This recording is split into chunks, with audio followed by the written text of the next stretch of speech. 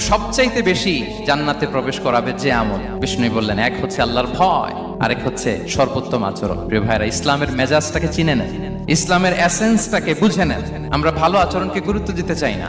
অনেক নামাজি লোক দেখবেন নামাজ পড়তে পড়তে কপালে কালো দাগ ফেলে দিচ্ছে, বাসায় বউয়ের সাথে খারাপ আচরণ করে, খিটখিটে মেজাজের, প্রতিবেশীর সাথে শুধু ঝগড়া, কলিগদের সাথে ঝগড়া, মারামারি, দুঃসম্পর্ক। এরকম আছে না? নাই বলেন, আছে না?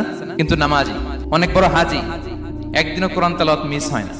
তো এত ইবাদত করেও সে ইসলামের আসল এসেন্সটাকে ধরতে পারে নাই। বিষ্ণু বললেন, সবচেয়ে বেশি জান্নাতে প্রবেশ করাবে যে দুটি আমল, একটি হচ্ছে তাকওয়াল্লাহ, আল্লাহর ভয়, আরেকটি হচ্ছে উত্তম আচরণ, সর্বোত্তম আচরণ। তো আমরা যেন উত্তম আচরণের অধিকারী হই। আমার স্ত্রীর সাথে যেন ভালো আচরণ করি, প্রতিবেশীর সাথে যেন ভালো আচরণ করি, ছেলে মেয়েদের সাথে যেন আমাদের অ্যাটিটিউডটা ভালো থাকে, আচরণটা ভালো থাকে, কলিগের সাথে যেন ভালো থাকে। বিশ্বনবীর আচরণ যেমন ছিল তেমন আচরণ যেন আমরা গড়ে তুলতে পারি। আওয়াজ করে পড়ুন আমিন। সুনানে আবু দাউদের এক